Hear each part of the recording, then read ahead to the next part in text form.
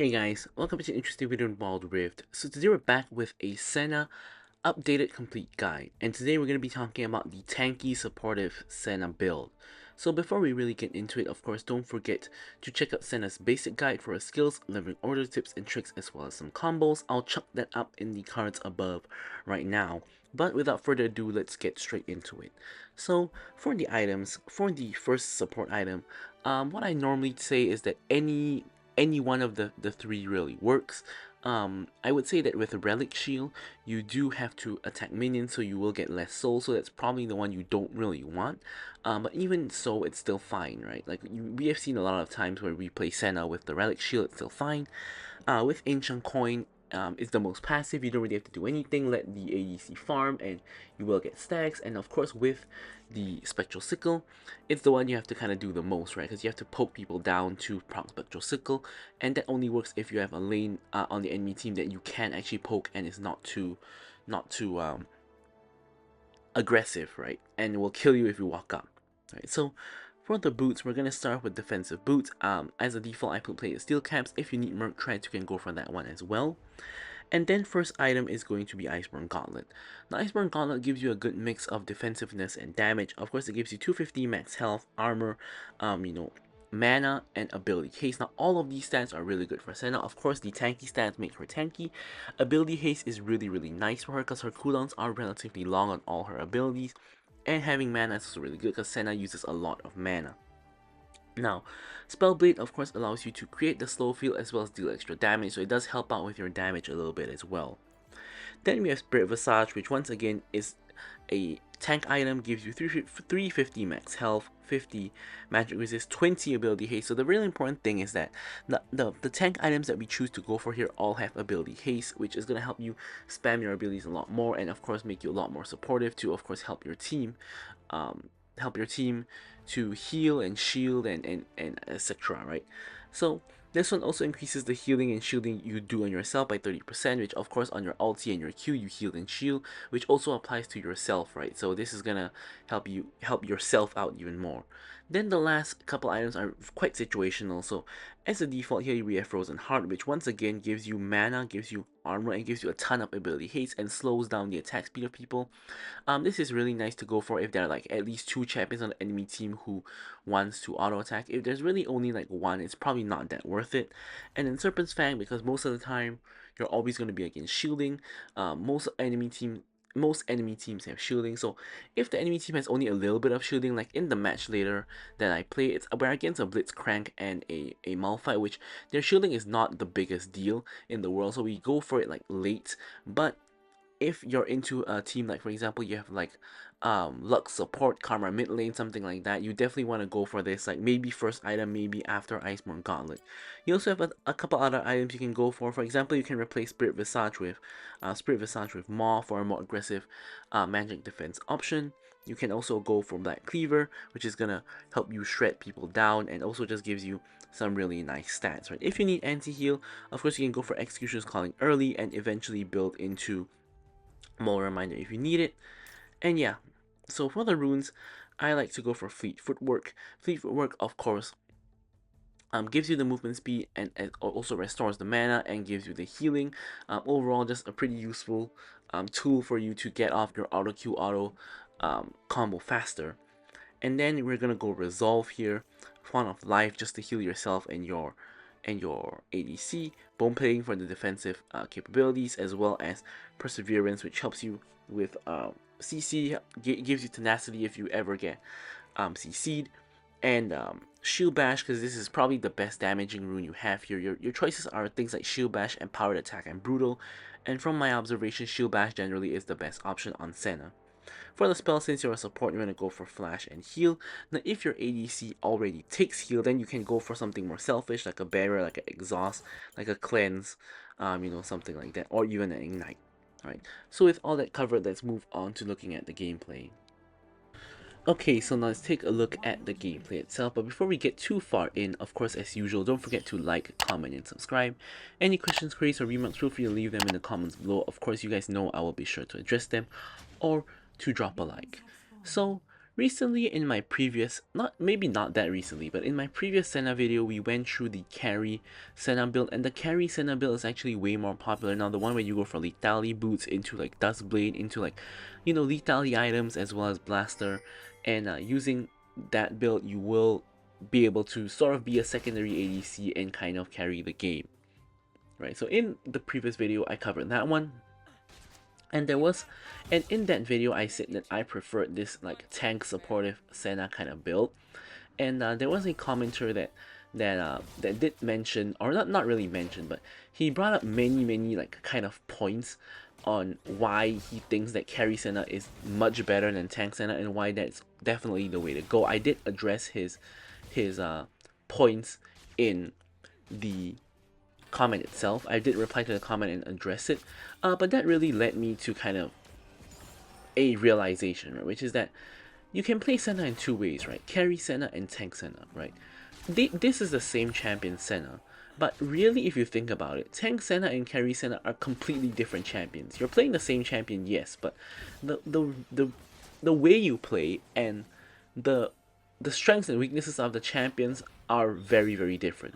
I mean, of course there are huge overlaps because you're talking about the same champion, but with both of these builds, you play very differently, and your role in the team is very different, right? So let's kind of go over that right now, right? So with tank Senna, the reason why you're building tank items is really for two reasons, right? Number one, you're getting the ability haste, right? So instead of going for like support items which are not very useful in Senna, items like, for example, if you go for harmonic echo, iron sensor, or something like a flowing water on Senna, it doesn't really make sense because she doesn't really benefit from this a lot, right? She doesn't benefit from AP, right? So you have to build like AD, right? So your choice of building AD is building damage or building tank, right?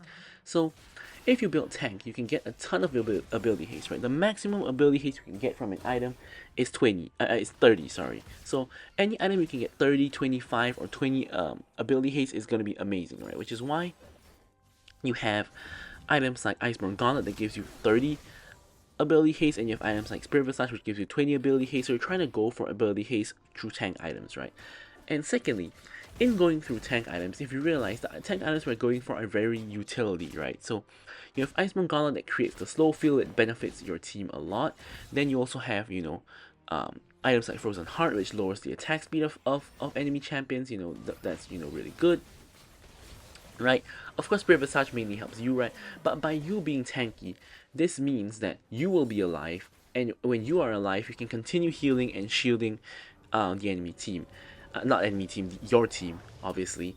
And also another thing is, you are gonna auto attack a decent amount even when you are playing tanks, and you're still gonna have to get souls from the enemy team.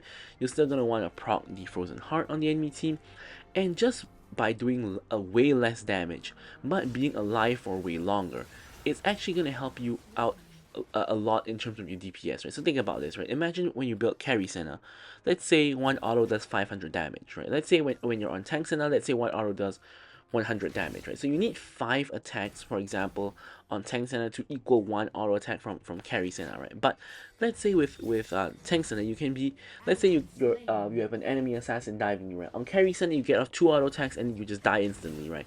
But on carry Senna, if an assassin dives you, you're very likely to survive, right? And you will probably see this in the gameplay later, seeing as there's a Lee Sin and a Katarina. But if you get dived by an enemy assassin, your chance of surviving is way higher than if you're playing carry Senna, right? And the just by the pure fact that you are alive means you can continue to DPS and DPS and DPS. So let's say you get off like double digit autos, and you would have done more damage than carry Senna already. Now, how likely is this to happen? Of course, it's not like carry Senna is gonna get one shot in every fight, right? So in the grand scheme of things, carry Senna obviously is going to be doing more damage over the course of the game. But my point here is really that in terms of damage, it's not like tank Senna does horrible damage, right? You still do damage, but it's just not really comparable to the carry build, right? So continuing on the discussion. So your role is to stay alive, to heal and shield your team. Basically, you are literally playing a support who's an ADC, right? But with carry Senna, they are playing an ADC who is a support, if you guys know what I'm trying to say, right? So in this case, with the tank build here, you're really focused on healing your team with your Q. You really focus on shielding them with your ulti, and just generally providing support and utility to your team. However, with carry Senna, you are playing a support. You're playing an ADC who's in the support role. Basically, you're a secondary ADC, and you're just building full damage. And your role is basically that of an ADC. You want to get out as much damage, as much DPS as possible in fights. You want to stay alive, and you want to kill people. Right? Get more gold, get more items. The concept is something like that, right? So, so, so yeah. The issue with carry Senna is really that it kind of ruins your team comp a lot of the times, because double ADC is never really a good thing, right? When you have ADC in the mid lane, ADC in the ADC role is generally not a very good thing. ADC in the top lane is even worse. But when you have like ADC support and ADC, even that bot lane ADC, dragon lane ADC, right? Then you have double ADC, and if you somehow have another ADC at some other position, it's gonna be even worse. But this means you just have another squishy target. Instead of having an enchanter who can support the squishy target, or a tank who can tank for the squishy target, you just have another squishy target. So the main reason why I prefer this like tanky supportive build is really just because it fits team comp so much better. You can really pick it whenever you want, whereas I really feel that with that carry Senna build, you can really only pick it if your team already has a solid frontline, which you can see in this game my team doesn't really. So that is just not very suitable in terms of playing carry Senna, right? But whereas tank Senna can fit into any team comp. So really, at the end of the day, kind of the moral of the story is that both builds kind of work. They play a different role and purpose, but really depending on what you prefer, you can definitely go for either of them. Right? So now we've talked very long about the comparison between these two Senna builds, which I think is a very important thing to discuss, because these are both viable Senna builds, and I think people would want to know what are the pros and cons of each, and when you go for which. Yeah. So here we get super greedy by overextending for the tower, but we end up getting rewarded for the greed by, of course, Xin Zhao going under tower and getting the kills. Now I'm 1 HP, Caitlyn's 1 HP, Katarina manages to kill nobody, and we are actually able to get away scot-free, which is pretty lucky if I do say so myself.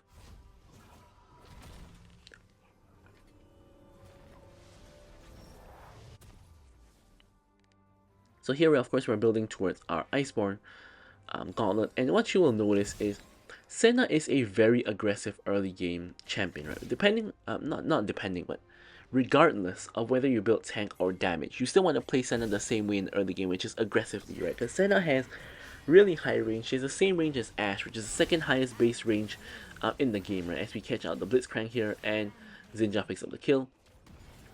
Malphite ult comes in, and here we're gonna provide Xin Zhao with the shield, trying our best to save him. Lee Sin kicks me out of the tower, but yeah, you can see if I was carry Senna there, I would have instantly evaporated, but because I was tank Senna with the plated steel caps and the glacial, I forgot what that item is called, but the component, the glacial shroud or something like that, he wasn't able to kill me, and instead he dies to the tower. So another thing about tank Senna is a lot of times you will notice that, or you will not notice, but a lot of people do not check other people's builds, right? Like for example, that Lee Sin, I wouldn't be surprised if he thought I was a squishy carry Sin. I went to assassinate me, died, and then checked the build, checked the scoreboard, and he was like, wow, wait a minute, this is not carry Senna, she's building tank. Or it wouldn't even surprise me if he never checked the scoreboard and just is left there wondering why he couldn't get the kill, right? So a lot of people don't check the scoreboard, so definitely if you build tank Senna, that's another added advantage that you have, which is the surprise factor of how tanky you are. Baited countless people with the tank Senna already. Look at that damage on MF, by the way. That's building tank. We have health her, providing the shield to our Xin Zhao as well as the Rengar. Malphite coming in. And yeah, so you can definitely see the value of the tank Senna here. And I know I was kind of on talking about something before I went on a tangent about the fight and what was going on. And the fight continues with Malphite ulting in, and a huge fight is breaking out. Of course, this dragon is up. Katarina is now into the back line. You can see she's trying to kill me. I'm 1 HP. She goes unstoppable, and you can see I survive.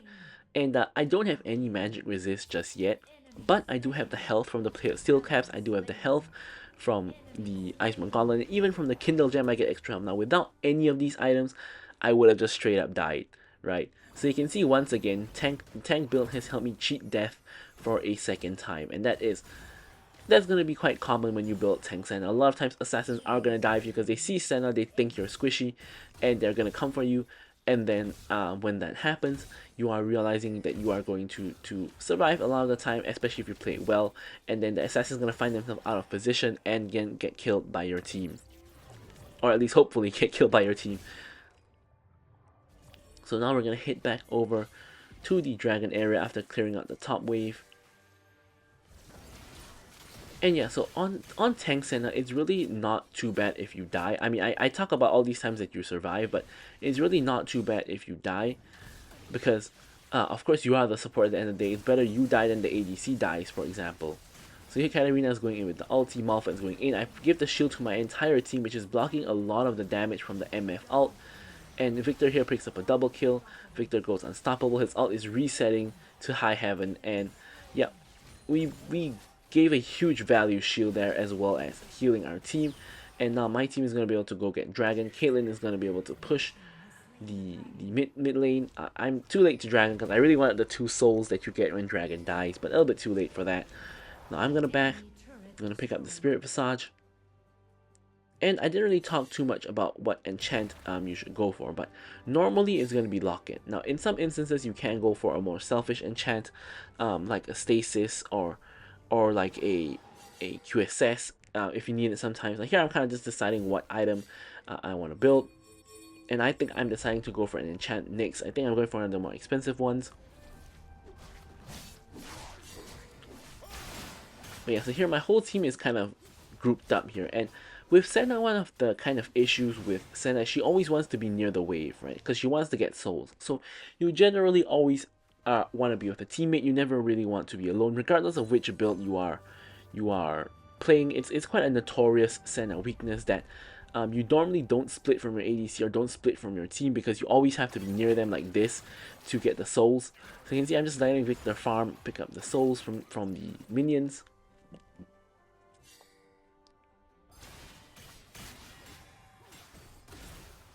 Just helping him out a little bit to get the minions to a lower HP, and then we get more souls, right? And here you can see we back and pick up a stasis here, mostly because there are, of course, a lot of assassin potential. There's Lee Sin, there's Katarina, Malphite is building, has an AP item as well, and you know, having a stasis to survive is going to be really good. You might be thinking, wouldn't a locket be more useful for your team seeing as you are the support? Well, the answer is yes, definitely it would. But on the other hand, if I get jumped on by an assassin and I pop the stasis, I survive, then I would be alive longer to heal and shield my team even more. Right? So that also it's valuable. I mean, you could technically use that logic on a lot of supports, but with a lot of supports, they deal 0 damage. Imagine like you go stasis on a Janna, for example. Janna doesn't really do any damage, but at least on Senna, you do a little bit of damage as well, in addition to, of course, being very supportive for your team.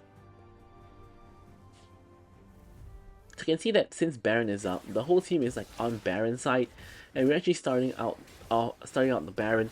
I don't really know about this though, because yeah, you can see the whole enemy team is kind of converging here, and I don't really think we're that strong to really be doing Baron. So here, yeah, my team is kind of giving up the Baron, except Caitlyn, who is intent on blasting the Baron. Now Rengar is looking for a base, he's resetting, and in the meanwhile, we are, yeah, so the enemy team is now still all around Baron. Now we need to be careful here that the enemy team themselves don't start Baron, but if they since they're now trapped in the Baron area, right? Now we actually get priority in mid lane, and we also get priority in bot lane to actually push. This is a classic like macro play of the bait and switch where the enemy team thinks we're going for Baron, so they all have to go there to contest, and because they all go there to contest, they can't really defend their other towers. Here I get the root onto Katarina. Katarina is forced to pop the QSS to go unstoppable. And you know, we're getting enemy cooldown, so that's always going to be a good thing. And here we're going to teleport back over to the Baron side. Just, you know, threaten Baron a little bit. You can see MF is now defending the wave. Unfortunately, myself and Zinjao got spotted. Zinjao was trapping, trying to get a kill, but since we were spotted, there's no point staying there any further. Now, Malphite here, he's a pretty tanky chap. Although he does have 2 AP items, he also has a Frozen Heart, so I hit some kind of weird fusion build that he's getting. Giving the shield to my team. Unfortunately, Zinjao already died because he jumped into the middle of like 4 people, and there's no way that you can really survive that. Now here, we're all trying to set a trap for somebody who walks by, right? Now we thought Malphite would maybe walk here, we thought MF would maybe walk here, but no one is actually walking here. So they kind of are avoiding the trap, and they're going to be starting off the Baron because our jungler is dead. This is the green light for them to start Baron. Now for some reason my Caitlyn is backing to get a cloak and a dagger. No pun intended there. But here, a fight breaks out, and yeah, huge Malphite comes in, and we're all getting wiped out. And except Rengar, and Caitlyn finally is back on the scene. Now Rengar is looking for an assassination. I think he goes for the wrong person here. He should have been jumping on the Lee Sin, because now this gives Lee Sin time to outplay him and pick up the kill. And obviously, the support doesn't really matter. You want to be going for the jungle. So that's obviously a classic case of auto-target in my opinion. He obviously just auto-target the ult onto the lowest HP target, when what he should have done is to manually target onto Lee Sin, who's definitely the more valuable target that he could have one-shot, instead of targeting the Blitzcrank, who in the grand scheme of things really doesn't matter very much, right? He's the lowest goal in the game by a mile. He's only good for his hook and nothing much else, which of course his hook could get someone killed. But obviously in this case, with Dragon and Baron up, you want to be killing the Lee Sin.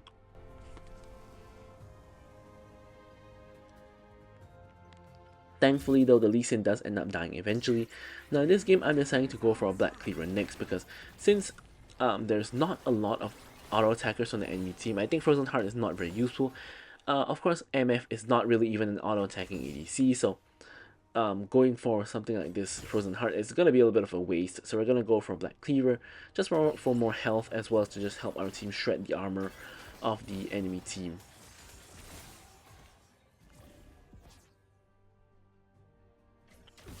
Now I can see that I'm doing pretty well. I'm at 11k gold, which is pretty much the lowest on my team. But if you look at the enemy team, that's on par with someone like an MF. Now granted, MF is 0 and 4, but we're doing really decently. Of course, we are the support, so we shouldn't be having more gold than our carries, ideally. The fact that we have comparable gold to Victor is kind of worrying, because it means that Victor doesn't really have a lot of farm. Rengar is coming here to farm. Elder Dragon is spawning right now, so we are in the area of the Elder, of course, because we have to be there to contest the Elder. Now Zinjao is on the completely wrong side of the map. I'm not sure what he's doing there. He now shows on the mid wave, and now the enemy team is gonna collapse on him on the mid wave, and that's our jungler, by the way. He's flashing away to safety, and yeah, that's just a waste. It's super poor macro by Zinjao. If you're on the wrong side of the map already, which is a mistake, don't appear on the mid wave and let the whole enemy team collapse on you. Like, what are you doing? Thankfully though, he does survive, and as a result, we have a viable chance to get Elder, because we do have a smite. Malphite of course is looking for a huge ult, so we shouldn't be standing close together. Here now Zinjao is going in, I'm giving him the shield. He gets kicked away, and here Root goes down onto Malphite, walking into the trap. Now my team is now chasing Malphite, last ditch ult to try to save the team. Now here, I honestly, I think I stasis way too late, right? Because I think at this point, my team has already I mean, not my team, the enemy team has already used all their bursts, right? So there's really no point of stasis anymore. But as a result of that fight, everybody on the enemy team dies. We get a clean ace, and Caitlyn's the only one left alive. However, at this point, 19 minutes into the game, death timers are really long. Caitlyn is going to be able to push down the lane herself and get the victory for herself and for our team. So here's just a simple matter of Caitlyn ending the game. Only person left alive on the map to end the game. How rare is that? Well, with all that said, I'm going to leave you guys with the stats as usual. Thank you so much for watching the video, guys, and goodbye.